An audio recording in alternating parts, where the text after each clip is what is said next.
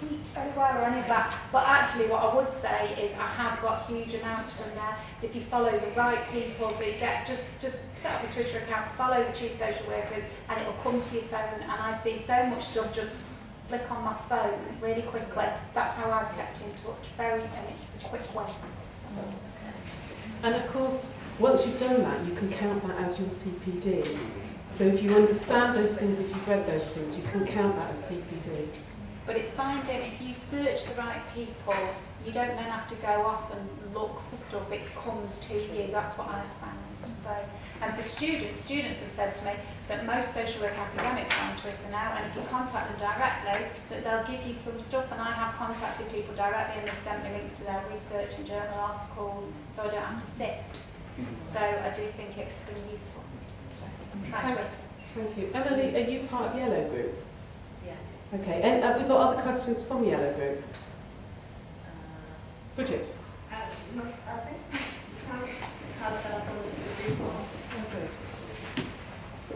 think it was, we didn't kind of formulate the question. I know the gentleman already had interest in how we take things forward in the community, and I don't know if you wanted to ask a question or make a comment on that. Well, it's more about our, just about our commitment to social workers and social justice and how that fits into the increasingly unequal society, really, just how we challenge that, what we actually do. It's more for us, for me to go back and think about it. Does anyone want to answer? Yeah, I think it's a really good question. I mean, I think tying the last two questions together, I think there are lots of organisations. I mean, we've talked about BASWA, who've done some fantastic work, through a journal on their website as well, sharing information, sharing perspectives. And I'd agree completely. I think Community Care actually, as the journal, has come into its own. I think in recent years, it has some excellent analysis of a whole range of subjects. So Community Care is a very good source. But I think also, of course, I would say this because I'm the chair of Ruskin UCU, which is the teaching union at Ruskin. We're very closely linked to the trade union movement. I think people need to seriously think about being in trade unions. And in fact, what we've seen in the last 10 years is that Unison, in terms of standing up for social workers, I think it's been a bit patchy, but I think where they have stood up, I think they've been very effective. So I think that people need to look at the groups around them, and have hope that sometimes things can start from just a few people. I mean, I always remind students about Rosa Parks, who refused to give up her seat on a bus in Montgomery, which sparked the Civil Rights Movement and led to the Civil Rights Act and changes to how black people in North America were treated. And of course, we've still got a long way to go, but nevertheless, that one person standing up and saying no, she refused to move from one section of the bus to another, that one person's defiance, I think, resulted, it was a spark. So I would say, even if what you're involved in is a small campaign group, these things can grow. Thank you. Can we move on to Green Group now? Anyone from the Green Group? I think that was us, wasn't it? Yes. Yeah, that was us. Okay. Hi there. Okay, the first question that we came up with was related to practice teaching, practice education, because there were quite a few people in our group who are either practice educators or aspiring practice educators. And what we wanted to know is a little bit about what you think is the future of PEPs. So, is it here to stay? Are there any suggestions about ways in which it might change? Who do you think is going to have ownership of PEPs now that the College of Social Work is no longer around? Who can we go to as higher education institutions to get some information, advice, guidance about practice teaching? And also, should we as practice educators be using the KSS when we're supervising students on placements? Sorry, there's a lot there. I think, first of all, to clear up anything, that BASWA has no association to PEPs. We don't have PEPs. There has been confusion because mention has been on the website about PEPs, but we do not have it. We're very concerned about the future of PEPs.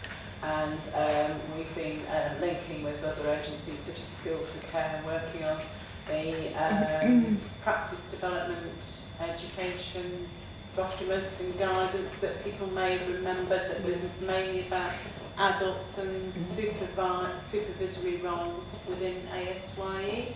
But anyway, I'm looking at Siobhan because I'm sure she'll put in the details, but I just wanted to clarify that we are concerned, because does this mean, because we've asked the DFE, we've asked Skills for Care, have asked as well, we don't know where that's going and what the future is. The only answer we've had is it will be up to regions, up to their own localities, how that's developed.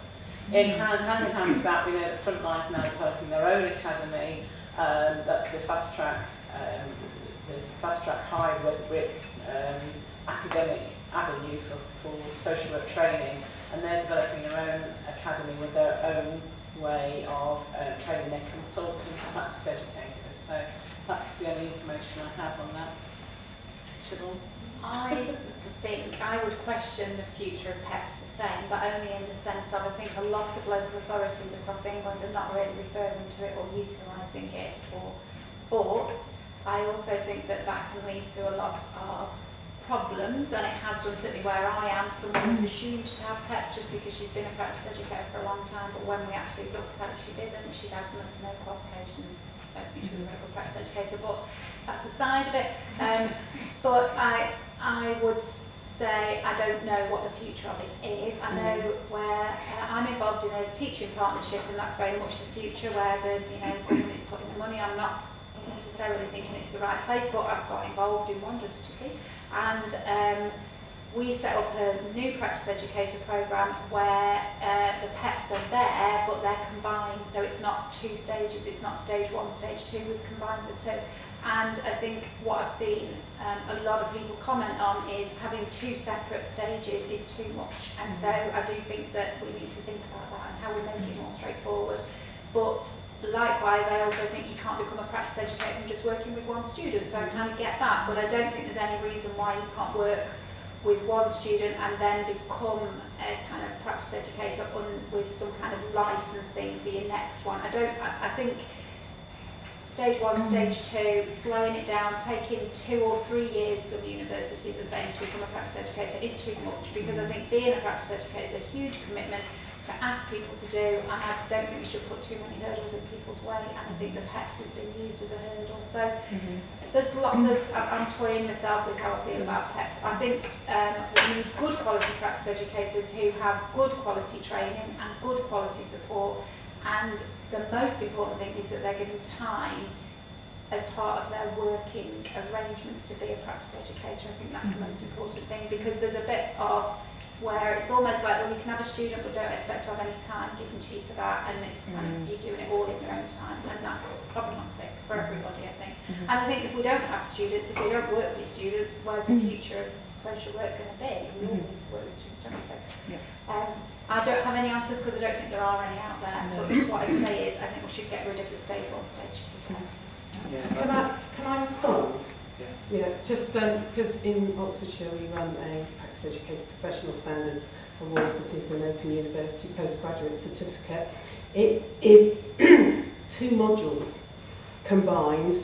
I think it's incredibly well thought of.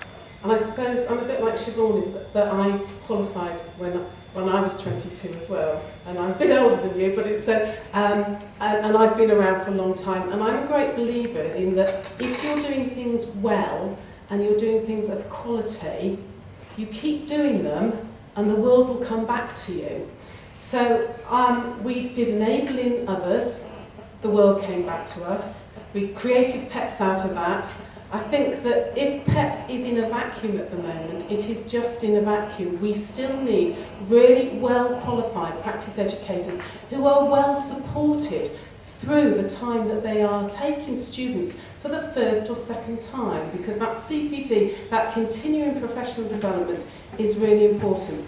We put mentors in with our practice educators through both stages, and at the second stage, in their second module of doing PEPs 2, they're seen as working towards and can take a final student. So we have truncated the process. I'm a great believer in it. I think we run a really good process. What I do think is that we've got to be very aware that people in the political atmosphere have kind of left us, and we are now kind of a poor relation again. Yeah, can I just make one point on that? Yeah. I worry about the practice supervisors who also do a lot of work. I mean, not be there supported. And Yeah. it's their presence. So, the practice supervisors, we take the students and practice educators, so I do off-site, but that's their first placement. There used to be a like 5-day, 6-day that gave them support. I don't know where they're getting support from now. Sure. I think this is tied up with the future of social work education. Someone famously said that everything is subject to change, including change itself. So clearly things don't stand still. But I think if we look at what the government's preferences are, they are ploughing a disproportionate sum of money into fast-track programmes, and Swan, like BASWA, have concerns about those fast-track programmes. The government are planning that by 2020, 20% of all social work education qualification will be through these fast-track services. And that, I think, raises questions, because I think what they're doing is they're moving social work education out of universities, colleges, in other words, out of the public sphere, and moving it outside of there. Now, they're saying 20%. I think that what we've seen with these developments is a slippery slope, so that can increase. And speaking as a tutor at Ruskin, our raison d'etre has been about widening participation in education. In fact, some of the best social workers I've had the pleasure to work alongside have been people that had few or no formal qualifications and have made outstanding frontline social workers. I think the problem with approaches like Fast Track, and I won't go into detail because as we were saying earlier, community care has produced some great articles and some fantastic articles on these Fast Track programs, and the research that goes with that as well. But I think my concern would be that the future for social work is not in people who are graduates with 2-1s, bright young things that can go and change things. What we need is diversity. What we need is to widen participation so that our social workforce looks not dissimilar to the people we're working with. Okay, thank you. I want to move us on. Can I just say Okay, one final? yeah. I completely agree that we need to do that, but I think we also have to look at the government is putting all its money there, that's what it wants, and they are training their, frontline practice educators get like a 3-day course or something, and so I think that's where we've got to look at. That's what they want, and if we say, well, we've got to actually make it longer to become practice, and we've got to do this, if we're going completely the opposite way, all the funding will be taken away from us. So that we've got to kind of look at what we can take from,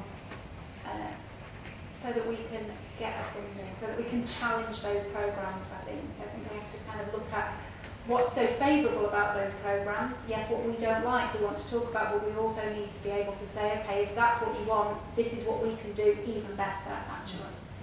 Okay, thank you. I don't think we've heard from the Red Group yet. Is that right? Yeah, okay, Pete. Thanks.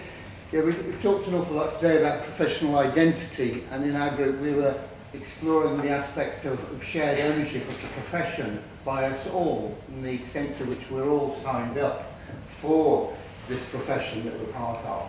And I think the difficulty is I sense a sort of ambivalence at times in the sense of how we put ourselves forward as a profession, as an individuals, to have a shared voice and a strong perspective. And that really worries me in terms of if we're not going to take ourselves seriously as a profession, certainly other people aren't. So it's about the extent to which, how much do we all sign up to this in terms of whatever professional organisations we belong to or not? Or do we feel more like employees rather than professionals? And I think that's a sort of critical question when we're trying to negotiate with the government about changes and when we're trying to influence aspects of our policy and practice. So maybe it's more of a rhetorical question for people to take away the extent of individually how do we actually do it. But whether or not, and I think you had a point about this, Siobhan, about is there an inbuilt ambivalence to us as social workers to this type of collective action activity? I'm not sure. Okay, if we think that's a question, would anyone like to? I mean, I could just reinforce again that whatever you join, you've got much more opportunity opportunity in groups than you have individually to challenge what's happening now. And I was a bit dismal in the last group, so I apologise because it was rather negative. It isn't a negative time, you know, it can be positive and we can take it forward. And I know that having conversations with people here, you know, Baswell will support a branch starting in Oxford, you know, anything that will help get the voice of social work across to the government particularly. So that's just what I would like to say. Yeah, I think I just want to add on the back of what Sue said there, because I think we are committed to starting a local branch of Baswell here. It's interesting to hear that there used to be a strong branch in Oxford and that doesn't exist anymore. So I'll be very happy to take the lead on that. So if anyone's interested, let's form some collective response. Are we nearly done? What's the time? People are probably starving. Oh look, we've got 4 minutes to go. Fantastic. Okay, I want to say thank you so much to our top table. And thank you so much for all the information that they gave us today. I think people will go away thinking, oh my goodness, I didn't know all those things were happening out there. I hope you also feel that you've had a national perspective here and you've had your local say. That's really important. The questionnaires we will follow up on, we will respond to you and we will develop some themes and come out to you. We would like you to fill in your evaluation, maybe perhaps after lunch, if you have the lunch. If you're not having lunch, pull them out before. Myself and Dave will be downstairs in the cafe and we'll write your CPD certificates down there. We've got 2 information events at Ruskin coming up on the 5th of July and the 18th of July for anybody that's interested in any of our programmes at Ruskin. 2 afternoon events, 2 till 5. So if you know of anyone that might be interested in coming to any of our programmes, please come along. Thank you to all the students today. Thank you to Dave for organising all the speakers and to Ed, who so brilliantly kind of held all this together. And I know Sue wants to just say one last word, don't you? Just a shout out if anybody wants to join Baswell today, we've got a special offer on. We're really glad doing this. So if you join online tonight or the next 24 hours and you type in events in capital letters 16, you'll get an offer. You don't have to pay to the end of August. So Thank you very much indeed.